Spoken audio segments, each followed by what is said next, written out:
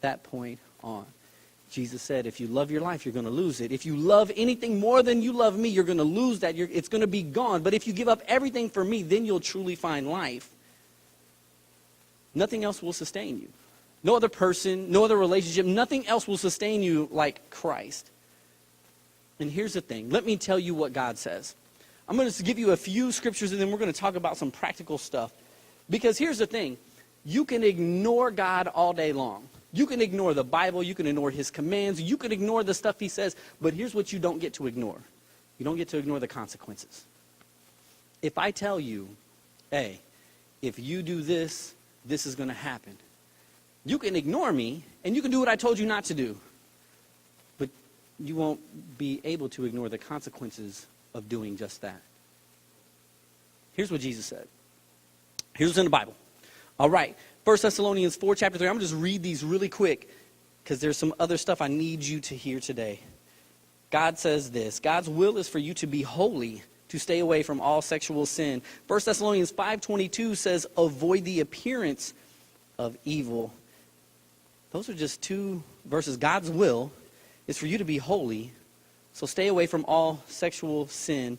That was 1 Thessalonians 4:3. Then 5:22 says, avoid even the appearance of evil. You see, I could list out 7 different scriptures just right here from my page that all say the same things. Stay away from this stuff. Avoid it. If you're a follower of Christ, avoid sexual impurity. Avoid this stuff because God knows what he's talking about. He knows the things that are going to damage you the most. He knows that if you ignore this, that the consequences that you will have to pay aren't worth it. Because not only are there STDs and pregnancies and different things like that, the emotional scarring that happens, but there's sin that separates you from God. Much more catastrophic than any other consequence. There's now something in between me and God that damages our relationship. Think about it like this. I hate putting stuff together. Let me rephrase that. I hate reading the directions to put stuff together. A lot of times I try to put things together just by eyeballing it. I think it's like this. I think it's like that. So this last weekend, I'm putting stuff together for the coffee shop, putting these tables together. I don't really want to read the instructions, but I can't really figure out how everything goes. So I'm getting mad, and I want to break the table. But how dumb is it for me to get mad and want to break the table when I'm not reading the instructions? Who's at fault for the stupidness that is involved in that right then? Me or the table? Do I get mad at the person who created the table and put it here in front of me? No. I got a manual right here. I got instructions right here. But so many times we do that to God. Like we want to mess stuff up and then get mad at God because God should have did this or he didn't do this when we didn't pay attention to what he said. Stay away from it. Run from it. Don't even let it look like stuff is going on in your life. Get away from any of that stuff. That is what God is saying. Purity isn't about being a virgin. I'm going to give you a couple other things that God says in his Bible about this. Because, see, a lot of times we talk about, well, you need to be a virgin. Yes, you do. If you are not, if you've crossed boundary, if you've messed up, if stuff has happened to you, if you've been abused, if you feel like you're less than perfect, let me tell you this. That 1 John 1:9 says that God is faithful. If you mess up, if I mess up, if I confess those sins, he washes away all that stuff. And I get to start over.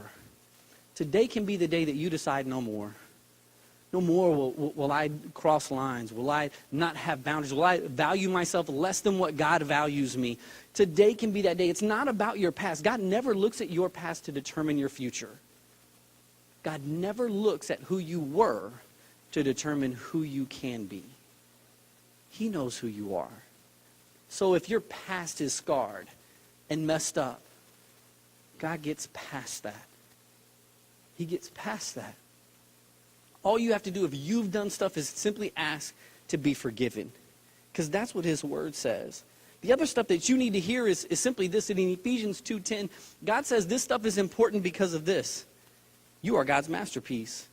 And he has created you anew in Christ so you can do the good things he planned for you long ago. In 1 Corinthians 6:19 and 20 says, don't you realize that your body is the temple of the Holy Spirit who lives in you, given to you by God? You don't belong to yourself. You were bought with a high price. So honor God with your body.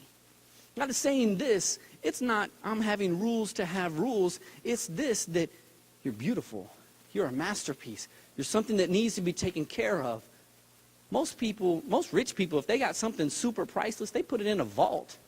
And they keep it so that no one can mess it up. And God is saying, look, you are priceless. These boundaries, these things that I'm telling you are not because I want to say, oh, you can't do this, you can't do that. No, I want to protect you because I know the value there. I know how amazing you are. My spirit lives inside of you. Part of me is in you. Take care of that because I gave my son's life for you.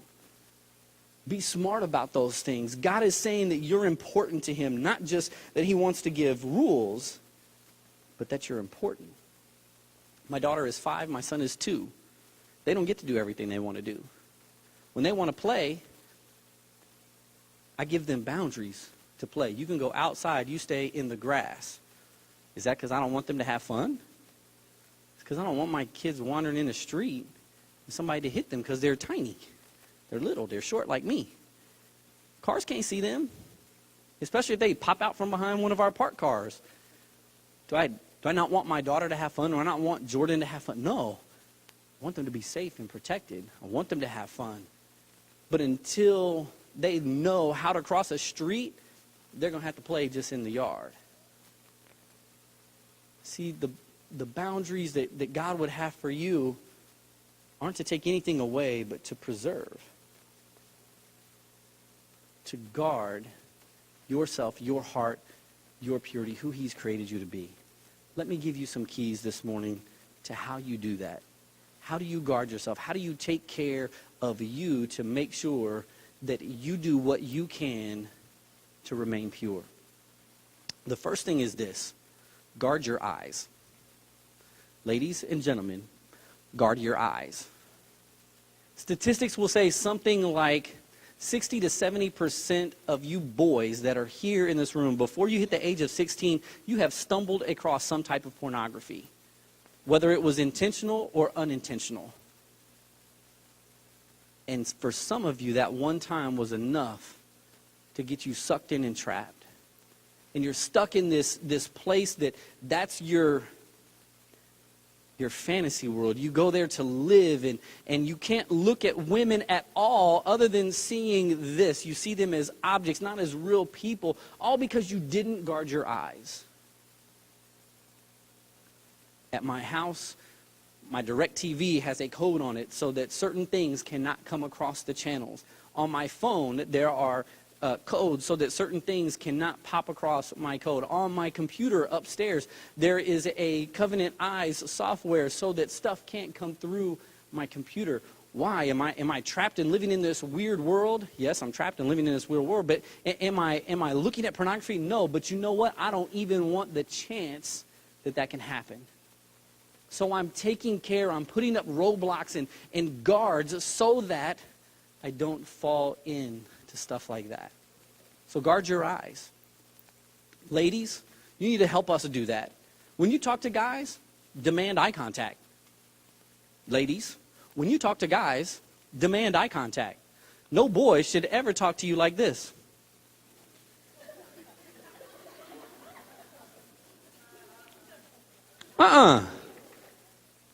Knock somebody out.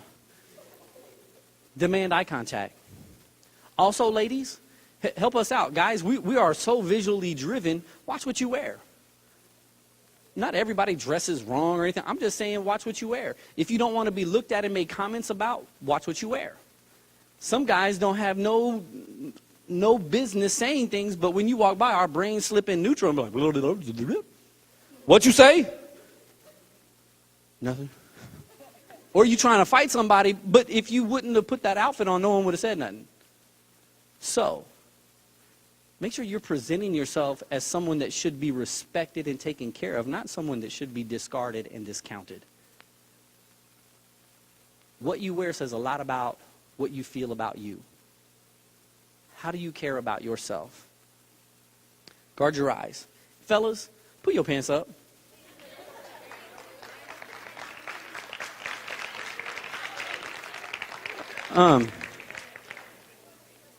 I just say this because some of y'all don't put clean drawers on.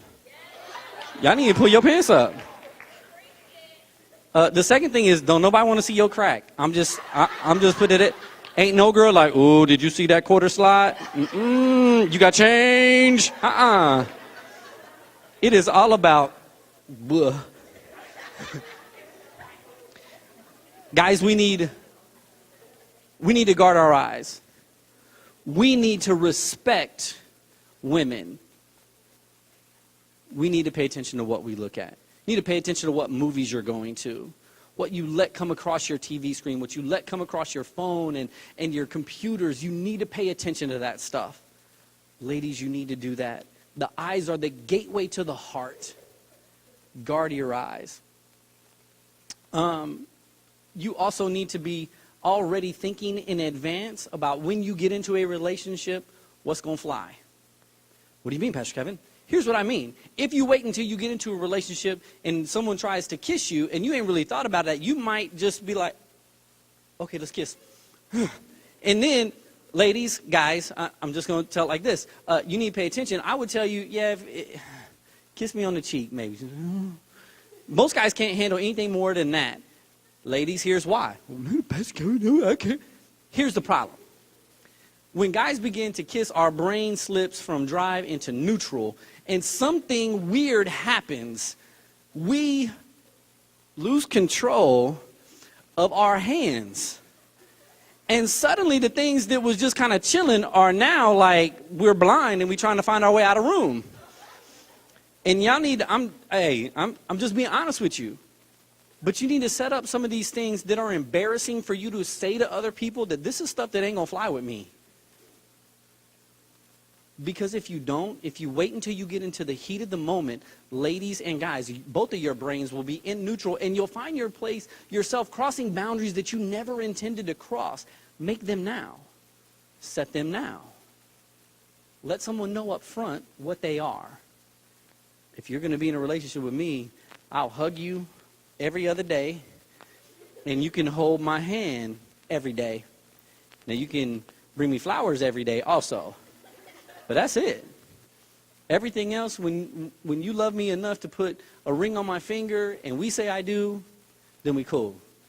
Have some respect for yourself, some standards for yourself. Don't let a girl determine what you will and won't do. And don't put up with the line, well, girl, you know I love you. Come on. And don't let no girl talk you into doing stuff, fellas, that you know you shouldn't be doing. Because girls are just as bad as guys are. They just hide it a little bit better than we do. Wow. All right. 4 more things real quick, and then we're going to continue on. Keep your feet on the floor. Here's what I mean. All right. We chilling at the house. We watching TV. Me and my girl, we right here. We watching TV. We on the couch. We comfortable. All of a sudden, my feet slide up on the couch. And suddenly, our bodies are repositioned in ways that my brain begins to slip into neutral and stuff can then begin. But if my feet are here, I have a better chance of never ending up lying down, wrapped all up with somebody than I do like this. If I keep my feet on the floor, it's a better thing for you to do. You need to guard your purity, your boundaries, your standards. Next thing is simple. Don't share blankets. Don't share blankets. Pastor Kevin, why? Oh, here's why. I'm glad that you asked. When you begin to share blankets, and y'all think you slick, because I know this because I used to think that I was slick. Suddenly, we just kind of, hey, they're covering our knees. Hey, they're here. Hey, wait, I can't see. No one else can see where my hands are at. Wait a minute. Hold up. So, you need to guard yourself. Let me share no blankets. Get your own blanket. You cold. You should wear a coat. Put a coat on. And when it's 100 degrees outside and you ain't got no air conditioning on in your house, y'all don't need to be underneath no blankets anyways. So, and some of this is funny because I'm silly, but I'm very serious about this. You want to guard your purity. You want to set yourself up for success in future, in marriage. Don't share blankets. Keep the lights on. You don't need to watch that movie in the dark with nobody else in the room. When the lights go out, people act dumb. Keep the lights on. Bedrooms are off limits. When you visiting your boyfriend, your girlfriend, bedroom's off limits. Hey, let's go, we can hang out. Nope. Nope. Why not? It's just my room. Nope. Nope. There is a bed in that room. We can close that door and no one can see what goes on in that room. I'm good. Protect yourself. Set up guards and boundaries and protect yourself. Now, hopefully, these will be things that you don't need to even remember long term, because the person that you have chosen to be in a relationship with has even higher standards than what you do. Or someone has the same standards that you do. I have a friend, when he got married, this was incredible because I couldn't pull this off, but he did. The first time him and his wife kissed was at their wedding. That was amazing. I can't even imagine what that was like, but I was so proud of them. And here's what they did. When they started dating, he showed her his list of standards. She showed him hers, and they chose the higher of the two. And they said, this is what our relationship's going to be. We want to honor God with our relationship so much that these are the standards that we're going to live by in this relationship. If you fail to do any of these things that I have told you, all you're doing is setting yourself up for failure. All you're doing is allowing a door to stay open that God intended to be closed. So please pay attention to them. And I can't say this enough, guys and girls. If there is a guy or girl that is begging for you to compromise who you are for them, they don't care about you. They don't care about anything but themselves. And you take whatever size shoe you are wearing and you plant it firmly on their butt and push them right on to the curb and let the garbage man pick them up when they drive down the street. Have some care about who you are. Have an idea in your mind that you are worth something, that you are priceless, not because I'm telling you, but because God is telling you. Legitimately, it's this. How far is too far, Pastor Kevin? What can I do? Here's the problem when you ask that question. And we talked about this a little bit Wednesday when our guest speaker was here, because she was on it. Really what you're asking is, how close can I get to this line before it becomes sin? What can I get away with that I don't have to ask God to forgive me for? What can I do? How tainted can I get before it becomes sin? And if the line is here, the problem is when I'm teetering on this line, one wrong move and I've crossed it and I'm done. I've messed up. And the problem with that is most of us don't deal well with disappointing other people and God. And the enemy loves to capitalize on that. But if you're way back there and the line is here, if you mess up, you're safe. You're not here hanging out on the edge so close to sin that it's probably sin anyways. You want to be back there pleasing God with all of your heart, with all of your soul, with all of your mind and all of your strength, because that was his intention with relationships.